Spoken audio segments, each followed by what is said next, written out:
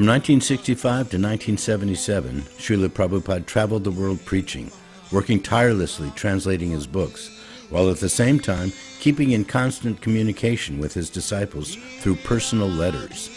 It is through these letters that we are able to derive life lessons, material and spiritual, as well as appreciate Srila Prabhupada's loving care for his disciples. Let us now hear from one of those fortunate devotees who personally received correspondence from His Divine Grace. So today we are honored to have with us on Lessons from Letters, Mukunda Goswami. He is one of the earliest and most trusted disciples of Srila Prabhupada. He was so early in the history of ISKCON that he was instrumental in securing 26 Second Avenue for Prabhupada in New York City. In fact, I highly recommend his book. It is called Miracle on Second Avenue, discussing his meeting Prabhupada and the early history of ISKCON. So please pick that up wherever you find your transcendental books, maybe on Amazon. Is it on Amazon as well? Yeah, it is. Okay, good. So Maharaj, we're going to discuss 3 letters today. And if you can then start us with the letter that Prabhupada wrote to you on May 5th, 1967, and perhaps what you wrote him, if you remember, that elicited this particular letter. Prabhupada wrote me in response to a letter I wrote him. I was kind of asking about how many living entities are there in the world and what form they take.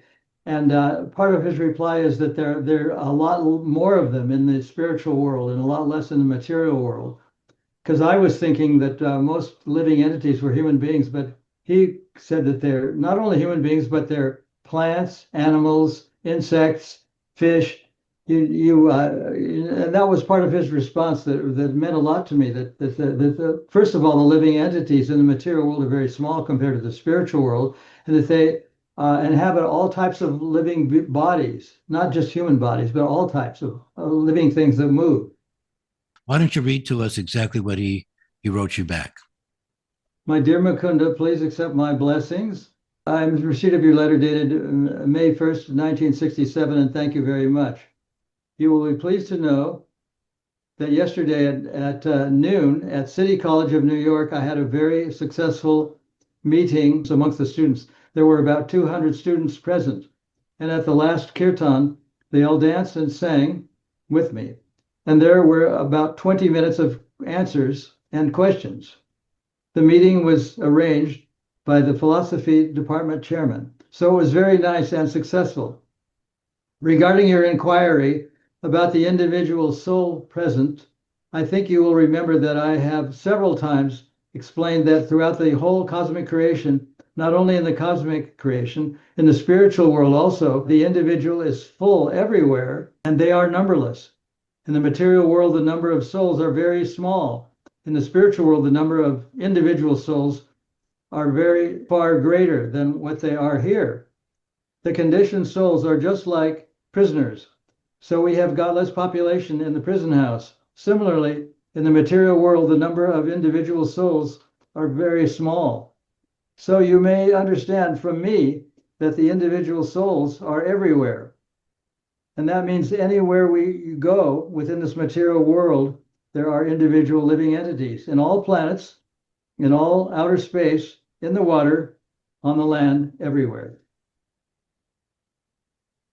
That's the end of the letter. Great. So did that put your mind at ease? Yes, it helped me a lot to understand how the soul inhabits all bodies that move. Great. All right, let's go on to the second letter that we're going to discuss. That was on December 5th, 1968. Tell me a little bit about, evidently you were in London. Maybe you can describe for the audience a little bit about how you got to London and what your goals were there and what activities that you wrote Prabhupada as far as your preaching goes, or preaching went while you were in London. To a lot of Prajalpa, I wasn't advised by Prabhupada to go to London. I just decided myself that I would go along with my wife and Chamasundar and his wife and their child and Gurdas and Jamuna. So the 6 of us went all, and we did it on our own. We decided to go there and we got our tickets and we went. And it was a very difficult time because for almost one whole year, we didn't see Prabhupada. We just got letters from him and we all gathered around to read the letters and to see what he said. And sometimes I would write him. The only contact I had with Prabhupada was through letters, through physical letters. So that's basically what he said. And he said in London, one of the things he said at the beginning was that I'm not too enthusiastic about preaching to the Indian people of London. I know there's a lot of them, he said, but the main thing is you should preach to the local people. And he said that we're not preaching to Hindus, or we're not preaching to Jews, we're not preaching to Christians, we're not preaching to Mohammedans or Buddhists, we're preaching to everybody. And so he wanted us to understand that everybody was all the citizens of England. So basically, that was the spiritual essence of what he said to me. Right. But do you remember? I mean, it's a long time ago. What activities that you wrote him that you were involved in that he's responding to, Well, what I writing was you back? doing at the time was going from, and London's a very dreary place. It was cold and damp and misty every day. And I would be looking for a possible venue for a temple. And I would write down what it said on the signs for rent, for sale. And everyone that I phoned, that I contacted, wanted the money up front. So that's all what I was doing. I was walking the streets of misty, dirty, cold London looking for a temple for a whole year. That was my main activity. And I thought that Prabhupada would come and we would be able to see him once we had a proper temple. Okay. So why don't you read for us the exact letter that Prabhupada responded to you, telling him of your The activities letter there? was, please accept my blessings. I am in due receipt of your letter of November 30th. We have again noted with encouragement the progress of your activities in London. I actually had begun some things in London, but there was no temple. There was just preaching in the universities. For your sincere efforts in spreading this movement so far away, I am certain that Lord Chaitanya Mahaprabhu is most pleased and will surely bless you for your nice work. Regarding my meeting with the Archbishop of Canterbury, please arrange for this. We will talk with the Archbishop on a religious basis, and we may also invite many respectable elites of the city to participate in this important meeting. Actually, we are not preaching to a particular type of faith. We are teaching the postgraduate studies of all religion.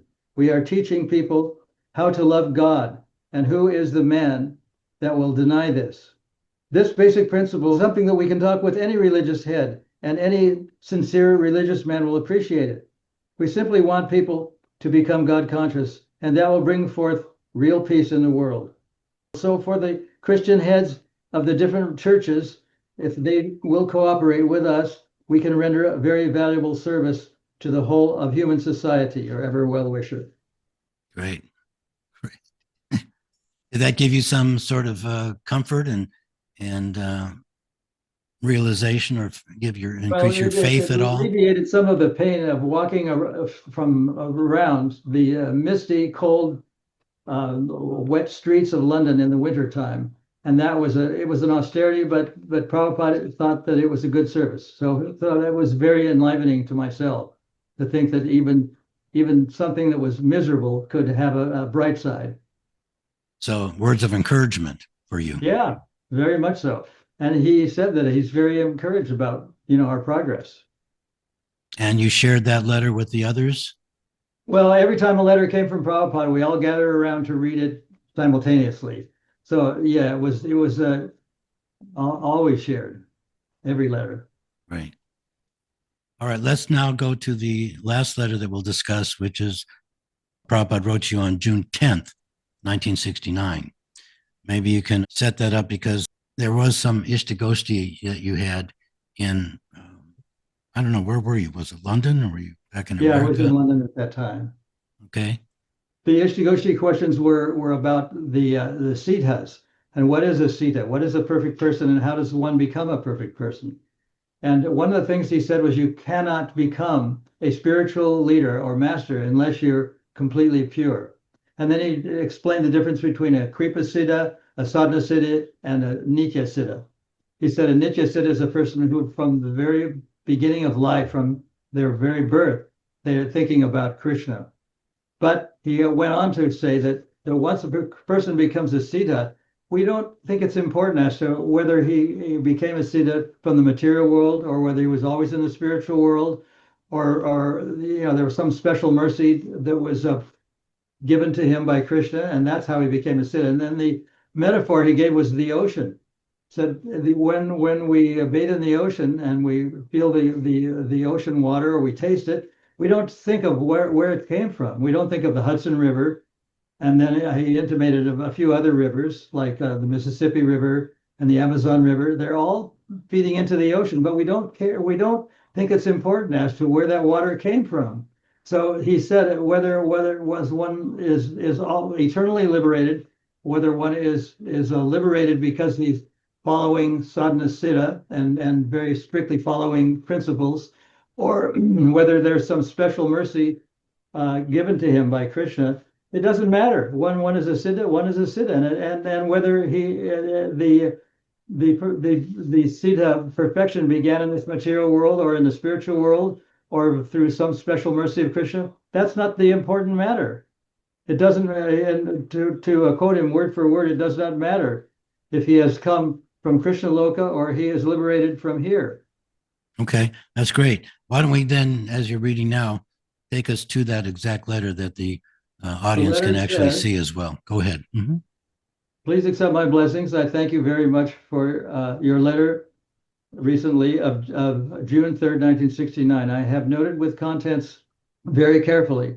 Regarding Mataji Shamadevi's temple in Leicester, your version is all right, and I am not very much interested to establish a Hindu temple. Perhaps you know that from the very beginning, I never described my movement as a Hindu religion. Religion means a bona fide process by which we understand God, and the first-class religion is that which teaches people to develop love for God. To know or accept the authority of God is one thing, but to love God is another. Generally, people are interested in material comforts and they make God as the supplying agent. This kind of devotion is not purified. It is contaminated by material desires. But when one is elevated to the position of giving everything to God out of love and affection, that is the first-class religion position. We are teaching this philosophy in the name of Krishna consciousness and is applicable to all sober persons. Then he goes on to say, the answer to your Ishtagosti questions are as follows. Unless one is a resident of Krishna Loka, one cannot become a spiritual master. That is the first proposition. A layman cannot be a spiritual master if he becomes one. Then he will simply create a disturbance. And who do we know is a liberated person? One who knows Krishna. It is stated in Bhagavad Gita, 4th chapter, anyone who knows Krishna in truth is immediately liberated. And after quitting the present body, he immediately goes to Krishna. That means he becomes a resident of Krishna Loka. As soon as one is liberated, he is immediately a resident of Krishna Loka, and anyone who knows the truth of Krishna can become a spiritual master. That is the version of Lord Chaitanya. So to summarize the whole thing, it is to be understood that a bona fide spiritual master is a resident of Krishna Loka. Your next question, whether the spiritual master was formerly a conditioned soul, actually a bona fide spiritual master is never a conditioned soul. There are three kinds of liberated persons. There are called sadhana siddha, 1, 2, kripa siddha, and 3, nitya siddha. Sadhana siddha means one who has attained perfection by executing the regulative principles of devotional service. Kripa siddha means one who has attained perfection by special mercy of Krishna and the spiritual master. And nitya siddha means one who is never contaminated. The symptoms of a nitya siddha is that from the beginning of his life, he is attached to Krishna and he is never tired of rendering service to Krishna. So we have to know what is what by these symptoms. And when one is actually on the Siddha platform, there's no such distinction as to who is sadhana, kripa, or nitya. When one is a Siddha, there is no distinction what is what. Just like when one river glides down to the Atlantic Ocean, nobody can distinguish which portions was the Hudson River or some other river. Neither is there any necessity to make such distinctions. Actually, every living entity is eternally uncontaminated, although he may be in the material touch. This is the version of the Vedas. Asanga ayam, the Purusha, the living entity, is uncontaminated. Just like when there is a drop of oil in water, you can immediately distinguish the oil from the water, and the water never mixes with the oil. Similarly, a living entity, although in material contact, is always distinct from matter. You are correct when you say that the spiritual master speaks, and it should always be taken that Krishna is speaking. That is a fact. The spiritual master must be liberated. It does not matter if he has come from Krishna Loka or he is liberated from here, but he must be liberated. The science of how one is liberated is explained above. And when one is liberated, there is no need of distinction whether he has come directly from Krishna Loka or from the material world. But in the broader sense, everyone comes from Krishna Loka. When one forgets Krishna, he is conditioned. When one remembers Krishna, he is liberated. I hope this will clear up these points. I hope this will find you in good health. Your ever will wisher, A.C. Bhaktivedanta Swami. Great. Have you been able to use those analogies and explanation in your own preaching? And were you convinced and understanding what Prabhupada just described in that letter to you? I use that a lot in my preaching work and when I'm talking with devotees, because there's a controversial theory that Prabhupada must have been coming from Krishna Loka. He originally came down to earth from Krishna Loka. But Prabhupada seems to be saying in this letter, it's not important where he came from. Whether once he's a Siddha, he's a Siddha. And he used the metaphor of the ocean to say, we don't care which rivers it was, whether it was the Amazon, whether it was the Mississippi, or whether it was the Hudson. A Siddha is a Siddha. And so that's kind of the way I look at things. It's not important to me where Prabhupada came from. He's a totally realized soul, a Siddha. Okay. No, it sounds reasonable, especially by Prabhupada's explanation in your letter to you. Anyway, thank you for sharing your time and Thank you meeting very with much us. for having me Glories to aboard. Prabhupada. Hare Krishna.